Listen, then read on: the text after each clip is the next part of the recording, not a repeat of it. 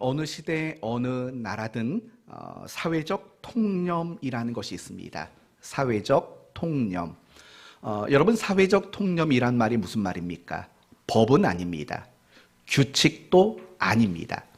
그걸 지키지 않는다고 해서 어떤 벌을 받거나 하지 않습니다. 그러나 모든 사람이 일반적으로 가지는 공통된 사고 방식이 있습니다. 그걸 바로 사회적 통념이라고 말합니다. 예를 들면 이런 겁니다. 버스나 지하철을 탈 때 우리는 어떻게 합니까? 지하철, 집사님, 버스나 지하철을 탈 때 어떻게 기다리고 있죠? 나란히 줄을 서서.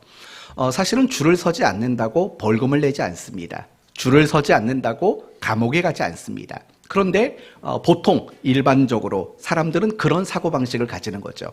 버스를 탈 때, 지하철을 탈 때 항상 줄을 선다. 이런 것들이 사회적 통념이라는 겁니다. 또는 노약자에게 자리를 양보하는 것. 이런 것들이 사회적 통념이죠. 자리를 양보하지 않는다고 수갑을 차는 거 아니죠. 벌금 내는 거 아니죠. 그런데 사람들이 그런 것들을 일방적인 사고방식으로 알고 그런 것들을 지켜나가게 되는 겁니다. 어른을 공경하는 것, 이런 것들이 사회적 통념이죠. 옛날에는 이런 사회적 통념이 있었어요. 남자는 울지 않는다. 그렇죠? 남자는 울지 않는다. 남자는 평생 몇 번 운다고요? 여자가 어떻게 알아요? 3번 운답니다. 첫째는 태어날 때. 두 번째는 뭐죠? 부모님이 돌아가실 때. 그럼 3번째는 뭡니까? 갑자기 왜 저도 생각이 안 나죠? 군대 제가 짧은 거 갔다 와서 그걸. 저는 정상적인 군대를 안 갔기 때문에, 그렇군요. 군대 갈 때, 운다고 합니다. 이처럼 남자는 울지 않아. 이게 사회적 통념입니다. 남자가 운다고 해서 감옥에 가지는 않습니다. 또 예전에는 이런 통념도 있었죠. 여자는 집안일이나 하는 거지. 어디 여자가 차 몰고 나와서 운전을 해. 옛날에는 그랬다고요. 그렇죠? 옛날에는 그런 것들이 사회적 통념이었죠. 그런 거 말고도 사실은 많이 있는 거죠. 남자와 여자가 데이트할 때 항상 데이트 비용은 옛날에는 남자가 다 냈죠. 물론 저는 아니에요. 저는 아내와 데이트를 할 때 항상 제 아내가 모든 데이트 비용을 지불했어요. 왜냐? 저만 만나도 감사한 일이니까. 아무튼 그런 거죠. 그러니까 그런 것들이 사회적 통념이라는 거예요. 이 세상에는요, 기독교에 대한 사회적 통념도 있어요. 예를 들면 이런 거죠. 예수님은 어떤 특별한 분이 아니라 4대 성인 중에 한 사람이다. 4대 성인이 누구죠? 예수님, 석가모니, 소크라테스, 그리고 공자. 그 4대 성인 중에 하나일 뿐이다라는 사회적 통념이 있는 거죠. 또 하나님에 대한 사회적 통념도 있죠. 이런 거죠. 하나님은 세상의 많은 신들 중에 그냥 하나인 분이시다. 악한 자를 벌하시고 선한 자에게 상을 주시는 그런 하나님이지 절대 유일한 하나님은 아니다. 그냥 많은 신 중에 하나다. 이게 바로 세상이 생각하는 하나님에 대한 통념들인 거예요. 사실은 전혀 올바른 말이라고 여길 수 없는 거죠. 엉뚱한 주장이고 엉뚱한 생각일 수밖에 없습니다.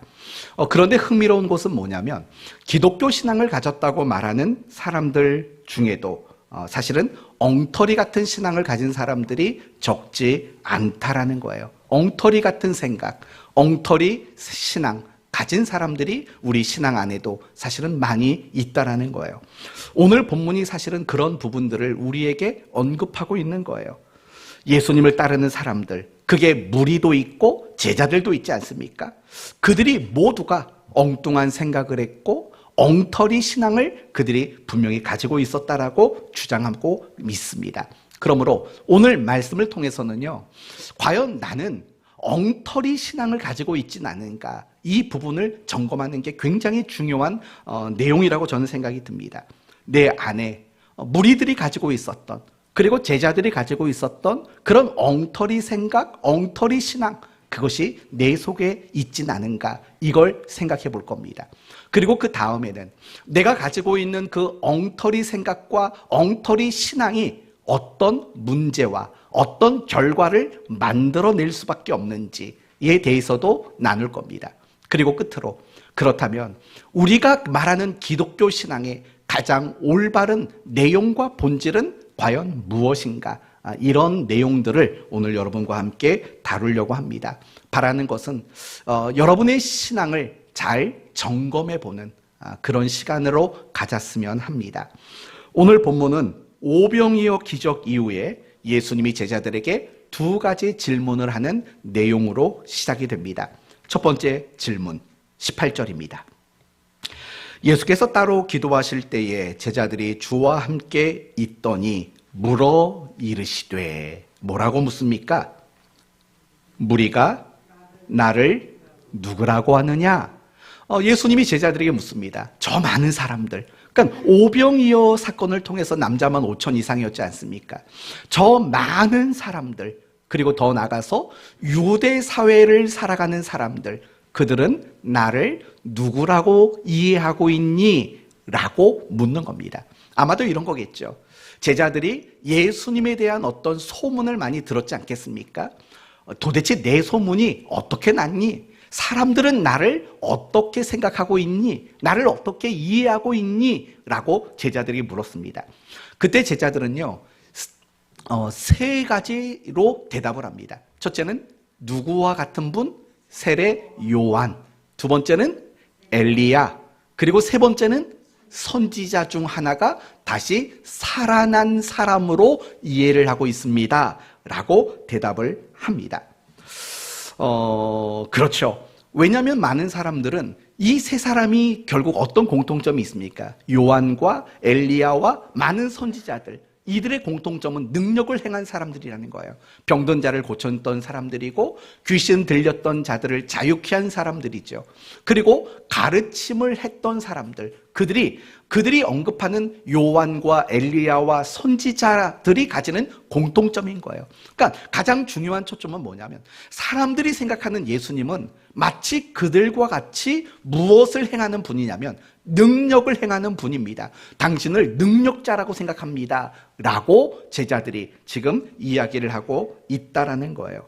그게 유대 사회가 가지는 예수님에 대한 통념이었어요.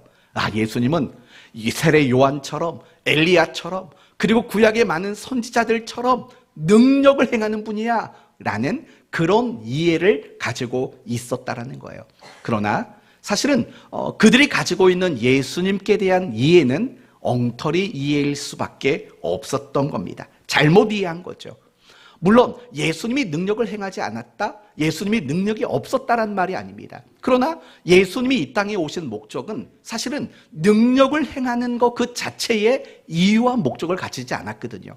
그런데도 불구하고 많은 사람들은 이 예수님을 이해하는 방식으로 무엇을 생각했냐면 능력이라는 주제로 예수님을 이해하고 예수님을 생각하고 있었다라는 거예요. 그러니까 예수님 입장에서는 분명히 그들이 자신을 이해하고 있는 그 내용들은 엉터리라고밖에는 생각이 들 수가 없었다라는 거예요.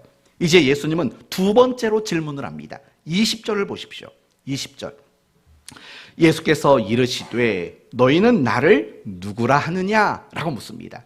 이 말을 조금 더 실감나게 말하면 이런 뜻이에요. 저 사람들이 나를 어떻게 이해하든 난 상관없다. 그러나 내가 정말 궁금한 것은 너희들, 제자들, 너희들은 나를 어떻게 이해하고 있니? 라고 묻고 계신 겁니다. 그럴 때 베드로가 대답을 합니다. 뭐라고 대답합니까? 하나님의 그리스도 신이다.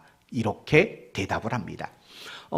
아주 간단한 대답이지 않습니까? 그런데요, 마태복음 16장 본문, 오늘 본문과 평행 본문이 있습니다. 그 본문을 보면 우리가 잘 아는 신앙 고백이 나오죠. 이렇게 시작됩니다. 주는 그리스도시요 살아계신 하나님의, 아들입니다. 라는 그런 고백으로 자세히 묘사가 되고 있습니다. 그러나 간단히 말하면 그거죠. 예수님, 당신은 하나님이 보내신 그리스도이십니다. 라는 베드로의 고백인 거예요. 그리고 제자들 모두가 함께 가지고 있는 고백, 하나님이 당신을 보내신 그리스도이십니다. 라고 이렇게 이야기를 한 거예요. 맞는 말일까요? 틀리는 말일까요? 이거 잘 생각해 보십시오. 지금 베드로와 제자들은 당신은 하나님이 보낸 그리스도입니다. 라고 고백을 했어요. 맞는 고백일까요? 틀린 고백일까요? 맞는 고백일까요? 틀린 고백일까요? 맞는 고백이에요. 그러나 틀린 고백이에요. 맞는 고백이지만 틀린 고백이에요. 왜냐하면 예수님이 그리스도라고 지칭하는 것, 고백하는 것 그 자체는 맞아요. 그런데 예수님이 그리스도로서 이 땅에 오셔서 하시고자 하는 목적에 대한 이해는 틀렸어요. 이 부분이 맞기도 하지만 틀렸다라는 거예요. 이 부분을 마태복음 16장의 본문으로 여러분에게 설명을 해드릴게요. 마태복음 16장을 보면 오늘과 똑같은 얘기죠. 너희는 나를 누구라고 하느냐? 베드로가 대답합니다. 주는 그리스도시요 살아계신 하나님의 아들이십니다. 라고 고백을 합니다. 이 고백을 듣고 예수님은요, 베드로를 굉장히 칭찬을 해요. 와, 너는 정말 복된 아이다. 아이다? 복되다. 넌 복된 자다. 엄청 칭찬을 합니다. 그러면서 뭐라고 말하냐면 내가 너에게 무슨 열쇠를 주겠다고 합니까? 천국 열쇠를 주겠다고 말해요. 물론 카톨릭은 이 부분을 오해하는 거죠. 그래서 베드로가 정말 천국의 열쇠를 가진 걸로 이해하죠. 그러나 그런 뜻이 아니라 베드로가 고백한 그 고백이 이루어지는 곳에는 천국 열쇠가 열려진다라는 거죠. 주는 그리스도시요 살아계신 하나님의 아들입니다라는 고백이 천국 문을 여는 열쇠라는 뜻인 거예요. 그 고백이 없이는 누구도 천국의 문을 열고 들어갈 방법이 없는 거예요. 베드로를 여하튼 그렇게 대단히 칭찬을 하셨어요. 그러면서 그 베드로와 제자들에게 예수님이 뭘 말씀하셨냐면 이런 말씀을 하셔요. 얘들아, 내가 이제 얼마 후에 예루살렘에 올라갈 것이다. 그래서 거기서 장로들과 바리새인과 서기관들 그들에게 내가 고난을 당하고 결국에는 죽게 될 것이다 라고 예수님이 그 베드로를 대표한 제자들에게 이야기를 해줍니다. 그때 베드로가 뭐라고 대답을 한 줄 아십니까? 이렇게 말합니다. 주여 그리 마옵소서.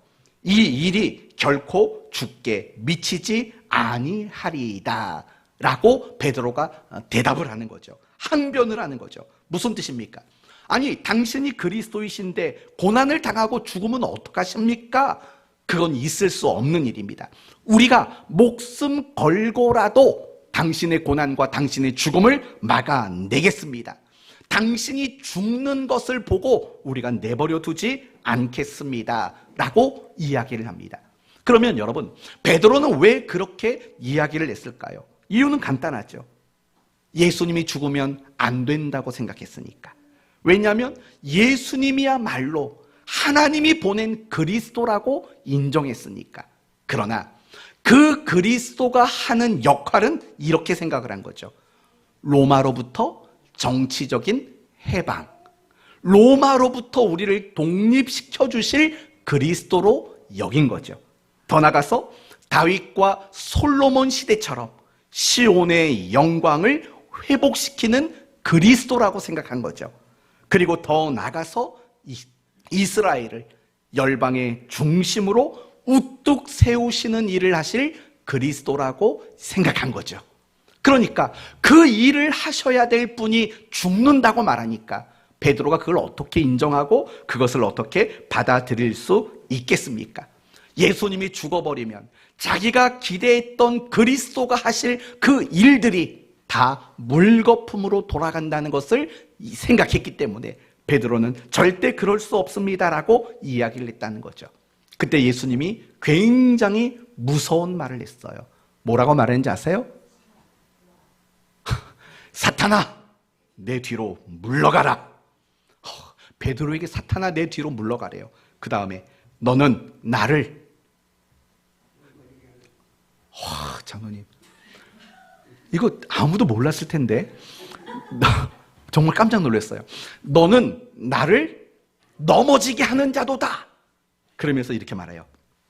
네가 하나님의 일을 생각하지 않고 사람의 일만 생각하는도다. 이렇게 베드로를 책망했어요. 그럼 여러분 한번 생각해 보세요. 베드로는 분명히 예수님을 향해서 하나님이 보내신 그리스도라고 인정했고 이해하고 고백했어요. 그러나 그 고백은 사실은 정답이 될 수가 없어요. 왜냐하면 이 베드로와 그 제자들이 생각하고 있었던 그리스도는 사실은 다른 거였거든요. 정치적 해방, 이스라엘의 영광을 회복시키실 분, 더 나아가서 이스라엘을 세상의 중심으로 세우실 분으로 기대를 했던 거니까. 그러니까 정말 하나님이 이분을 그리스도로 보내시면서 하시고자 했던 일에는 관심 없고 다들 자기들이 바라는 거, 자기들이 원하는 거, 자기들이 지금까지 염원으로 품고 있었던 것들, 그것을 해 주실 그리스도로만 이해를 한 거죠. 그러니까 말은 맞아요. 주는 그리스도시오라는 말은 맞지만 그 고백 속에 담겨있는 내용은 완전히 틀려버린 거예요. 엉뚱한 신앙을 그들은 가지고 있었던 거예요. 결국 그 오병이어의 기적을 경험했던 많은 사람들과 유대 사회 사람들이 가지고 있었던 통념, 예수는 능력을 행하는 분이다 라는 것, 그리고 제자들이 가지고 있었던 예수는 정치적인 그리스도다 라고 생각하는 것, 모든 것이 다 엉터리 생각이고 엉터리 신앙이라는 것을 우리는 쉽게 알 수 있는 겁니다. 이제 우리 차례입니다. 여러분은 예수님이 누구라고 생각하십니까? 여러분은 예수님이 누구라고 생각하십니까? 여러분에게 예수님은 어떤 분이십니까? 여러분 모두가 정말 예수님을 그리스도라고 인정하십니까? 이 질문이 중요한 거예요. 한번 물어볼게요. 여러분에게는 예수님이 그리스도이십니까? 아멘이시죠? 그러면 그리스도라는 뜻이 뭐죠? 그리스도. 이제 그 단어 하나를 한번 점검을 해보십시다. 그러면 내가 정말 예수님을 그리스도라고 인정하고 고백하고 있는 게 맞는지가 확인이 될 겁니다. 그리스도라는 말의 뜻은 뭐죠? 무엇을 부음받은 자? 기름을 부음받은 자라는 뜻이 바로 그리스도입니다. 이걸 히브리어로는 메시아라는 거예요. 메시아. 네, 구약에서는 메시아. 우리가 신약에 와서는 그리스도. 이게 사실은 같은 말인 거예요. 기름 부음을 받은 자라는 거예요. 그런데 여러분, 우리가 성경을 읽다 보면 기름을 부어서 어떤 직책을 가지게 되는 게 세 종류가 있어요. 첫째는 왕, 두 번째는 제사장, 그리고 세 번째는 선지자. 이 세 개의 직책은요, 하나님으로부터 기름 부음을 받아서 세워지는 직책들이에요. 그러면 이 세 종류의 직책들의 공통점은 뭘까요? 세 종류의 공통점, 과연 뭘까요? 왕, 선지자, 제사장. 이 세 부류의 직책을 가진 사람들, 그들이 가지고 있는 공통점, 뭐라고 생각하십니까? 그들은 모두가 하나님이 자기의 뜻과 자기의 계획을 이루기 위해서 기름 부어 세우신 사람들이다 라는 공통점을 가지고 있다라는 거예요. 그러니까 우리가 예수님을 그리스도라고 고백하고 인정하는 것은 뭐냐면, 하나님이 예수님을 이 땅에 보내신 이유와 목적, 하나님이 예수님을 통해서 이루시고자 하는 계획과 뜻이 있다라는 것을 전제하고 있는 말이 바로 그리스도라는 말인 거죠. 그렇다면 여러분, 하나님께서 예수님을 그리스도로 이 땅에 보내신 이유와 목적, 뜻과 계획은 무엇이었을까요? 모든 인류, 온 인류 모든 사람들이 가지고 있는 어떤 문제를 해결하기 위함입니다. 그 문제가 뭡니까? 죄의 문제죠. 그렇죠? 모든 사람들이 가지고 있는 죄의 문제를 해결하기 위해서 이 땅에 보냄받은 분, 그것이 바로 그리스도라는 말의 뜻인 겁니다. 이 부분을 여러분이 잊지 마십시오. 예수님이 그리스도로 이 땅에 오셨습니다. 그 목적은 뭐냐? 우리의 죄를 해결하고 그리고 우리를 죄인에서 의인으로 만드시기 위해 예수님은 그리스도로 이 땅에 보내지신 분이라는 거예요. 그것을 위해 예수님은 고난과 죽으심을 당하고 부활하시게 되었다라는 거죠. 그럼 여러분에게 다시 묻습니다. 예수님이 여러분에게는 누구이십니까? 예수님이 정말 여러분에게는 그리스도가 맞습니까? 한번 생각해 보셔야 합니다. 정말 맞다고 생각하십니까? 여러분, 우리가 예수님을 그리스도라고 고백할 때 가장 중요한 건 뭐라고 그랬습니까? 그분이 이 땅에 보내신 이유, 그리스도로 보냄받은 이유는 죄의 문제라는 거죠. 그렇다면 여러분이 예수 그리스도를 그리스도라고 인정하고 고백한다면 사실은 여러분이 예수님을 향해서 기대하고 바라는 것은 무엇과 연관되어야 할까요? 가장 중요한 건 여러분의 죄의 문제, 거룩의 문제, 성화의 문제로 인해서 예수님을 향해 가장 많이 바라고 원하는 내용이 되어야 되는 거예요. 그러나 오늘날 많은 그리스도인들이 예수님을 그리스도라고 이야기하고 인정하고 고백한다고 말하지만 사실은 아닐 때가 많아요. 예수님을 그리스도라고 말하는 것이 그냥 말일 뿐인 경우가 너무나 많은 거죠. 어쩌면 오늘날 많은 신자들이 생각하는 예수님은 그리스도가 아니에요. 너무 지나친 표현일까요? 한번 잘 생각해 봐요. 정말 오늘날 많은 그리스도인들이 예수님을 그리스도로 정말 생각하는가 생각해 보십시오. 저는 이렇게 생각이 들어요. 어쩌면 오늘날 많은 그리스도인들은 예수님을 세례 요한이라고 생각하는 것 같아요. 뭔가 혁신적인 메시지를 전하는 분? 또는 엘리야로 예수님을 생각하는 것 같아요. 죽은 자를 살려내고 병든 자를 고쳐내고 어떤 문제를 능력으로 해결해내는 그런 엘리야? 그런 선지자로 여기고 있는 것은 아닌가라고 생각이 들어요. 이 말을 우리식대로 말하면 오늘날 많은 신자들은 예수님을 의사인 줄 아는 것 같아요. 고쳐주세요. 오늘날 많은 그리스도인들은, 신자들은 예수님을 변호사라고 생각하는 것 같아요. 이 억울한 문제 해결해 주세요. 오늘날 많은 신자들은 예수님을 정치인으로 생각하는 것 같아요. 힘을 좀 써봐 주세요. 오늘날 많은 신자들은 예수님을 사업가라고 생각하는 것 같아요. 장사 좀 잘 되게 해주세요. 오늘날 많은 신자들은 예수님을 상담가라고 생각하는 것 같아요. 위로해 주세요. 격려해 주세요. 정말 오늘날 신자들의 이 모습 속에, 그 신앙생활하는 모습 속에 과연 예수님이 그리스도로 그들에게 다가간 적은 얼마나 있을까? 저는 이런 고민을 해보고 싶다는 거예요. 정말 우리가 바라는 예수님은 의사이고 변호사이고 정치가이고 상담가이고 사업가인 예수가 아닌 다른 예수를 믿고 따르고 있는 건 아닌가? 이런 부분들을 우리는 많이 고민해 봤으면 좋겠다는 거예요. 내가 예수님을 믿고 내가 신앙이라는 것을 가지는 게 정말 내가 바라고 원하는 그 소원과 목적을 이루는 것, 그것이 중심이라면 내가 믿는 예수는 과연 그리스도가 맞을까? 이 생각을 안 해볼 수가 없다라는 거예요.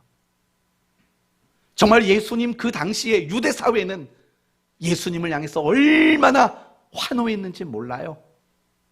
예수님을 얼마나 주목하고 따라다녔는지 몰라요. 마치 우리들처럼요. 새벽마다, 저녁마다, 주일마다, 온종일, 그것도 부족해서 평일날 나와서 전도하러 다니고, 왜 그렇게 열심히 예수님을 따라가시죠?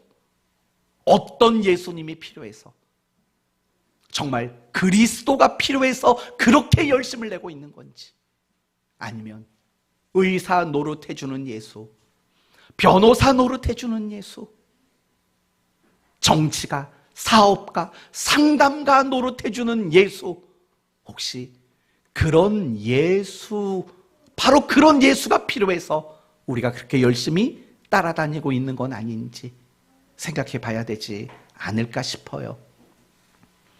예수님은 그래서 물어보는 거죠. 도대체 저 사람들은 나를 누구라고 생각하니? 예수님이 몰랐겠습니까? 알죠.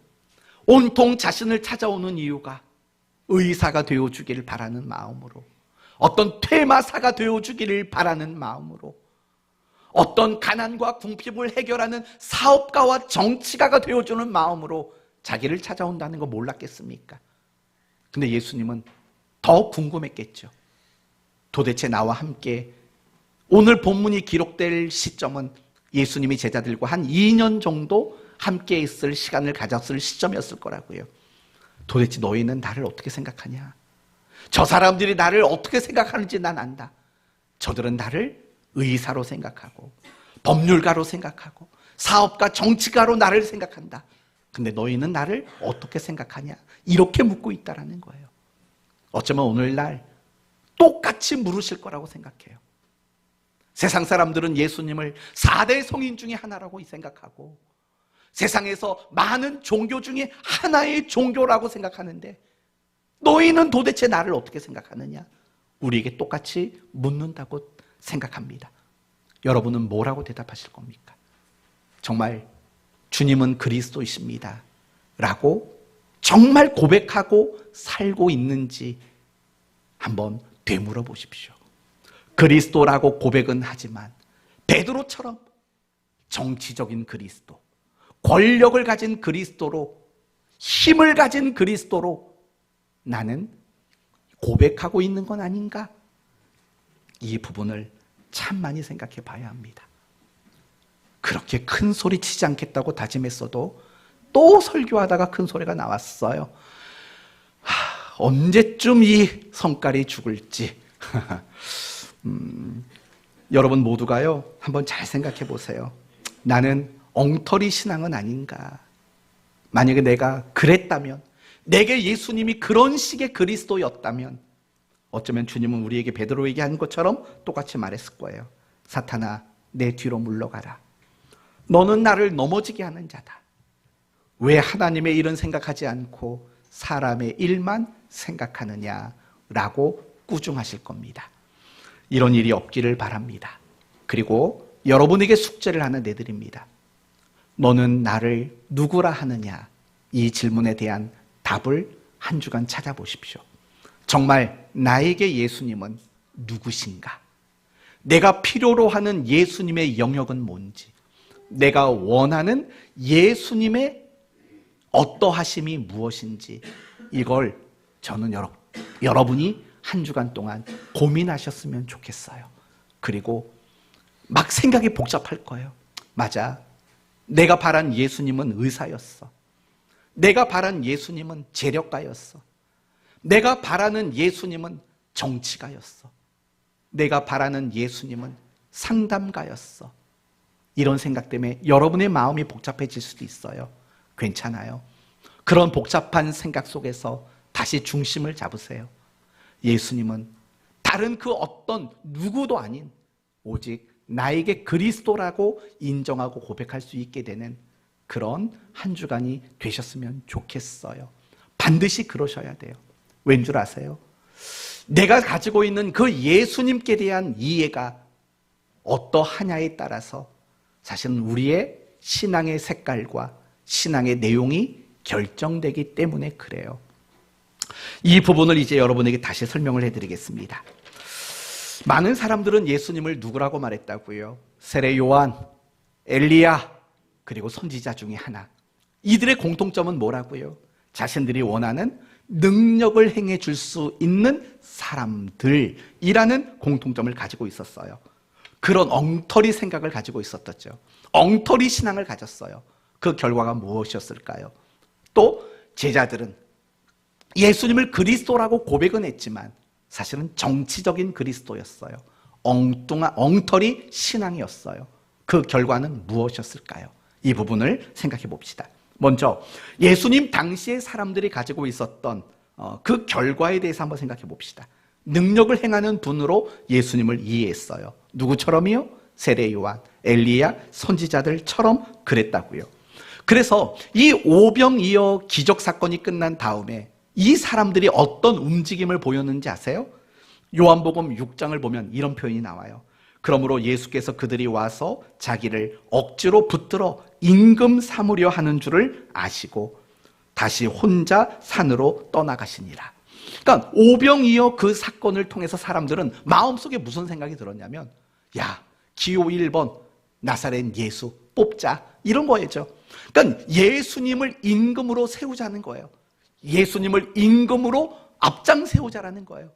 그럼 여러분, 나라가 얼마나 좋겠어요. 뭐 보리떡 5개, 물고기 2마리로 막 수없이 먹일 수 있으니까 나라 경제가 얼마나 좋아지겠어요.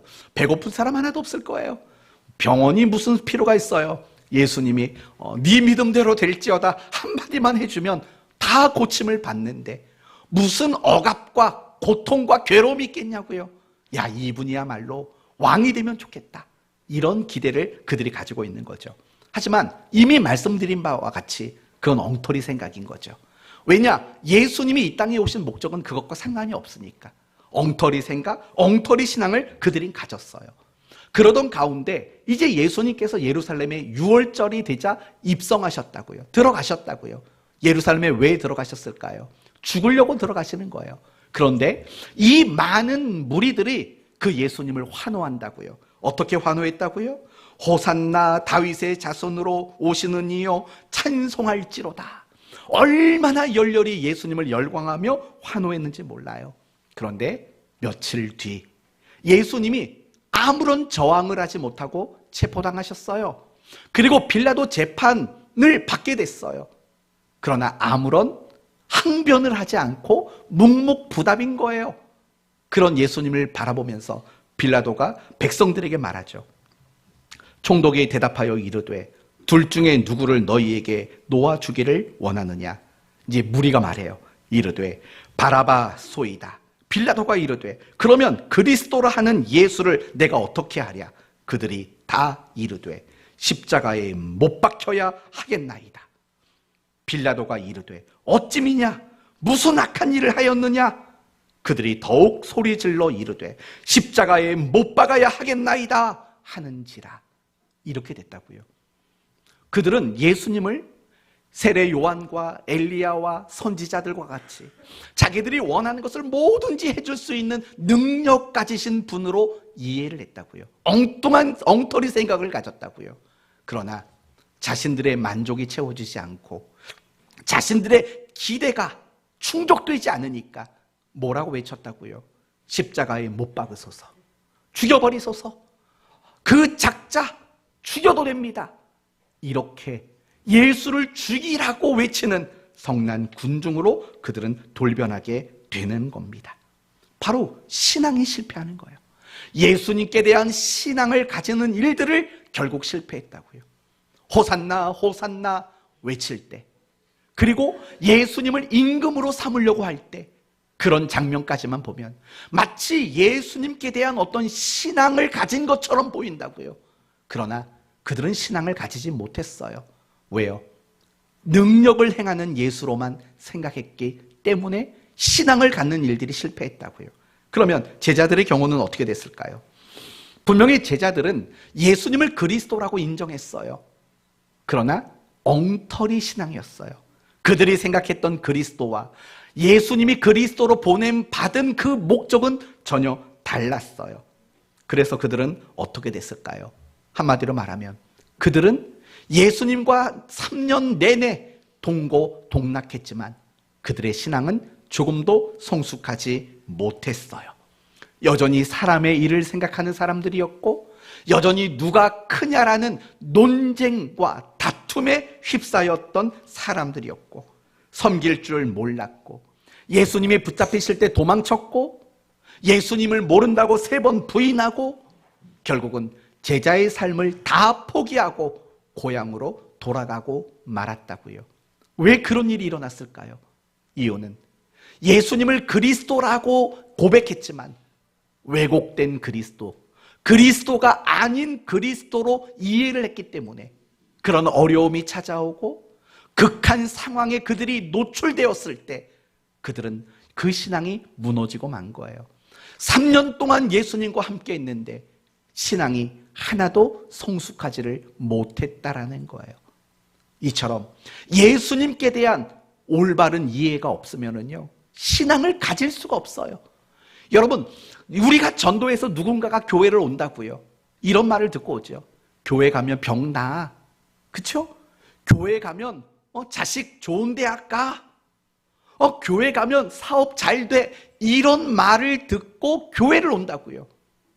여러분, 그것을 목적을 가지고 교회를 오면 과연 신앙이라는 것들이 생겨날 수 있을까요? 물론 하나님이 은혜 주셔서 여러 가지 경우로 그들에게 신앙을 갖도록 만들어요. 하지만 그 목적만 가지고는 아무리 교회를 방문해도 진정한 신앙을 가질 수가 없게 되는 거예요. 여러분, 우리는 신앙생활을 오래 했다고요. 그런데 왜 신앙이 성숙해지지 않을까요? 이유는 간단해요. 그리스도에 대한 올바른 이해가 없는 거예요. 하나님에 대한 올바른 이해가 없고 기독교 신앙에 대한 올바른 이해가 우리에게 없는 거예요. 아까 말한 것처럼 정치적인 그리스도, 어떤 복을 주고 뭔가를 잘 되게 해주는 하나님, 이런 이해를 가지고 신앙생활을 오랜 세월 했기 때문에 사실 우리의 모습은요, 이 제자들의 모습과는 별로 다르지 않을 수밖에 없는 거예요. 제자들, 여러분 예수님과 함께 있잖아요. 나아지질 않아요. 왜요? 마음속에 올바른 이해가 없으니까. 예수님이 무엇을 가르치시고 무엇을 경험하도록 만들어도 그것이 그들의 신앙을 성숙시키는 일들을 이루어내지를 못하는 거예요. 뭐가 없기 때문에요? 올바른 이해가 없기 때문에 그렇게 되는 거죠. 구약 이스라엘 백성들도 마찬가지인 거예요. 구약 이스라엘 백성들도 그들이 가지고 있는 신앙이 실패했다고요. 그걸 뭘 보면 알 수 있느냐? 이스라엘이 가나안 땅에 들어가서 끊임없이 주변 나라에게 공격을 당하잖아요. 그들이 왜 공격을 당했을까요? 하나님이 공격하게 하셨어요. 왜요? 그들이 잘못되고 있으니까. 하나님은 이스라엘 백성들에게 끊임없이 사사를 보냈고 선지자들을 보냈다고요. 왜 보냈을까요? 그들이 여전히 틀렸으니까. 그것을 바르게 알려주려고 사사와 선지자들을 보냈던 거죠. 그래도 그들이 올바른 이해를 갖지 못하니까 아수르를 통해서, 바벨론을 통해서 그들을 심판하고 멸망하도록 만들어버린다고요. 결국 이스라엘이 정말 하나님 백성답지 못했던 이유가 뭐냐? 하나님에 대한 올바른 이해가 그들에게는 자리 잡지 못했기 때문이었다라는 거예요. 여기서 이제 우리가 가장 중요하게 생각해야 될 것이 있어요. 꼭 알아야 될 게 있어요. 예수님이 어떤 분이냐, 하나님이 어떤 분인가를 우리가 올바로 이해하는 것, 그게 너무나도 중요하다라는 거예요. 하나님께 대한 이해, 신앙에 대한 올바른 이해가 결국 신앙의 색깔과 신앙의 내용을 결정하기 때문에 그래요. 예를 들면 이런 거죠. 많은 사람들이 하나님 앞에 자꾸 복만 달라고 그래요. 뭘 열심히 하는 것도 복만 달라고 그러는 거고, 기도 많이 하는 것도, 헌금하는 것도 다 복만 달라고 기도해요. 왜 그런 줄 아십니까? 하나님을 어떻게 이해했기 때문일까요? 하나님은 복 주시는 분으로 이해하니까 그 신앙의 색깔과 그 신앙의 내용은 온통 다 무엇에 국한이 되냐면 복에 국한이 되는 거예요. 복이 신앙의 목적이고 복이 신앙의 내용이 되는 그런 모습이 될 수밖에 없는 거예요. 하나님이 형통하게 해주는 분이라고 이해를 하면 우리는 온통 하나님께 형통만 구하는 사람이 돼요. 하나님은 우리를 위로하시는 분이라고만 생각하면 큐티를 해도 기도를 해도 다 뭐에만 관심이 있냐면 내가 위로받는 일에만 관심을 갖게 되는 거예요. 이게 중요한 거예요. 하나님에 대한 올바른 이해, 신앙에 대한 올바른 이해가 없으면 우리는 올바른 신앙을 갖지 못하게 되는 거고, 그 올바른 신앙을 가지지 못하게 되면 우리는 아무리 열심이라는 것과 열정이라는 것을 가지게 돼도 우리는 신앙이 성숙할 수 없게 되는 거예요. 그렇기 때문에요, 너는 나를 누구라고 하느냐? 라는 이 질문이 우리는 굉장히 중요한 질문으로 여길 줄 알아야 돼요. 이거는요, 어쩌다 한 번씩 확인해야 되는 질문이 아니라 오늘 하루를 마무리하면서 내 자신에게 질문해야 돼요. 나는 예수님을 어떻게 오늘 여겼는가? 나는 예수님을 누구라고 생각했는가? 어떻게 나는 오늘 하루를 살았는가? 매일매일마다 우리는 해야 할 질문이라는 거예요. 사랑하는 성도 여러분, 예수님에 대한 올바른 이해, 하나님에 대한 올바른 이해, 그게 더 중요해요. 열심, 열정, 이거보다 중요한 건 신앙에 대한 올바른 이해, 이게 더 중요하다라는 걸 잊지 말아야 돼요. 여러분, 속도가 중요할까요? 방향이 중요할까요? 뭐가 중요할 것 같아요? 방향이 중요해요. 잘못된 방향으로 빨리 가면 갈수록 그건 더 위험한 거잖아요. 그렇죠?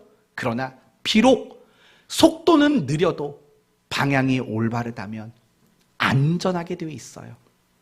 그렇지 않습니까? 이걸 분간하자는 거예요. 우리는 신앙생활에 무엇이 중요하냐라고 묻는다면 우리는 늘 속도가 중요하다고 생각을 해요. 아니에요. 속도가 중요하지 않아요. 방향이 중요한 거예요.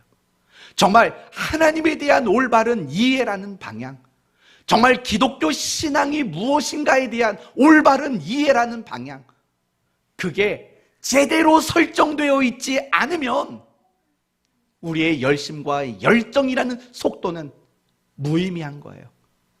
그리고 도리어 우리를 해롭게 만드는 일이 될 수밖에 없다라는 거예요. 예수님은 그리스도십니다. 그렇죠? 예수님은 그리스도시여요. 그렇다면 예수님이 그리스도라는 말의 의미가 뭘까? 우리 기독교 신앙의 핵심과 본질은 뭘까? 이미 여러분에게 말씀을 드렸어요. 예수님이 그리스도로 이 땅에 오신 목적이 뭐라고 그랬습니까? 왜 십자가에 못 박혀 죽으셨습니까? 우리의 건강을 위해서요? 우리가 부자가 되도록, 성공하고 출세하고 유명하고 권력을 갖도록? 아니죠. 예수님은 그걸 위해서 그리스도로 이 땅에 오지 않았어요. 그렇다면 여러분이 예수님을 그리스도라고 고백하고 있다면 그게 목적인 신앙생활을 하면 안 되는 거예요. 내가 건강하게 오래 사는 게 목적이 되면 안 돼요. 보장된 미래를 갖는 게 목적이 되어서는 안 돼요. 내가 뭔가가 잘 되고 성공하고 형통하게 살아가는 게 신앙의 목적이 되면 안 돼요. 그건 예수님을 그리스도라고 고백하는 게 아니기 때문에 그래요. 그렇다면 예수님을 정말 그리스도라고 고백하는 사람에게 나타나는 특징이 뭔가? 한마디로 말한다면 치열한 죄와의 싸움인 거예요. 죄와의 싸움. 이것이 예수는 그리스도십니다라는 신앙 고백 속에 가장 중요한 본질이에요. 우리 기독교 신앙에서 가장 핵심적인 내용은 이 죄의 문제라는 사실을 잊지 말아야 돼요. 예수가 그리스도시다. 기독교 신앙의 핵심은 결국 이 죄의 문제에 연관되어 있다는 사실을 우리는 알아야 되는 거죠. 그러면 이렇게 생각해 보면 이해가 빠를 겁니다. 만약 예수님이 온갖 능력은 행하셨지만 우리 죄를 위해 십자가에 죽지 않았다면 그리스도이실까요? 아닐까요? 아니죠. 그리스도가 아니에요. 그렇다면 우리가 종교 활동을 열심히 하지만 죄와의 싸움을 하지 않는다면 우리는 그리스도인이 맞을까요? 아닐까요? 아닌 거예요. 이렇게 이해를 하시라고요. 사실은 우리가 그리스도인으로서 찬송도 열심히 불러요. 말씀도 열심히 봐요. 기도도 열심히 해요. 예배도 잘 드려요. 봉사활동도 많이 한다고요. 그런데 정말 중요한 죄와의 싸움은 우리에게서 찾아볼 수 없다라는 거죠. 그것은 예수를 그리스도라고 고백하는 게 아니고 기독교 신앙의 핵심을 놓치고 있다라는 말임을 잊지 말아야 돼요. 여러분이 정말 예수님이 그리스도라고 인정하시고 믿고 고백하신다면 이제 여러분의 삶에는 이런 특징이 나타나셔야 되는 거예요. 죄와 치열하게 싸우는 모습, 죄를 이기려고 끊임없이 투쟁하는 모습, 죄를 이기려고 날마다 몸부림치는 모습, 이 모습이 나와야 돼요. 그 모습이 없다면 여러분에게 예수님은 그리스도가 아니에요. 이 싸움이 없다면 예수님은 여러분에게 그리스도가 될 수 없다라는 말인 거예요. 오늘 본문의 요지는 바로 이거죠. 정말 여러분에게 예수는 그리스도십니까? 무엇으로 증명하십니까? 죄와의 싸움으로 우리는 예수가 그리스도라는 사실들을 입증하고 증명하고 나타내는 신앙을 가져야 된다라는 거예요. 지난 한 주간을 살면서 여러분은 여러분이 가지고 있는 죄의 문제로 고통스러워 보셨습니까? 여러분은 지난 한 주간을 살면서 그 죄로 인한 몸부림이 있었는지를 생각해 보십시오. 혹 한 주간을 살면서도 나는 죄에 대한 싸움이 없고 죄로 인한 몸부림이 없었다면 여러분에게 예수님은 더 이상 그리스도가 아니었던 한 주간을 여러분은 사셨던 것입니다. 여러분 안에 즐기고 있는 죄악들 있지 않습니까? 여러분 안에 죄라는 것을 알면서도 방치하고 타협하고 있는 죄악들 혹시 있지는 않습니까? 아직 남들에게 들통나지 않은 죄악들이 여러분에게 있지는 않습니까? 너무나 습관적으로 저지르는, 반복적으로 저지르는 그런 죄의 내용들이 있지 않습니까? 그 죄와 싸우셔야 합니다. 그 죄를 이기려고 노력하셔야 합니다. 그게 예수는 그리스도십니다 라는 고백을 하는 성도의 참 모습인 겁니다. 이제 오늘 말씀을 마치겠습니다. 예수님은 우리에게 변호사가 아닙니다. 의사도 아닙니다. 정치가도 아니고 상담가도 아닙니다. 퇴마사도 아닙니다. 예수님은 우리에게 그리스도이십니다. 우리의 죄를 위해 오셨고 우리의 죄를 위해 십자가에 죽으신 분이십니다. 이것이 기독교 신앙의 핵심이고 본질입니다. 이 사실을 인정하고 이 사실을 고백하신다면 이제 여러분이 날마다 하셔야 될 일, 그것은 죄와 싸우고 이겨내시는 일들입니다. 여러분의 삶에 방치되었던 그 모든 죄악들을 하나씩 해결해 나가는 삶, 그것이 바로 예수는 그리스도십니다라는 신앙 고백이 우리에게 요구하고 있는 삶의 내용인 것입니다. 이 한 주간 죄와 싸우시고 이겨내시는 그런 한 주간 되시기를 예수님의 이름으로 축원드립니다. 아멘. 기도합시다. 하나님 감사합니다. 너는 나를 누구라고 하느냐? 이 질문을 우리 모두가 들었습니다. 이제 각자가 한 주간 나의 삶으로 나는 예수님을 어떻게 생각하고 있는지를 나타내고 드러내야만 합니다.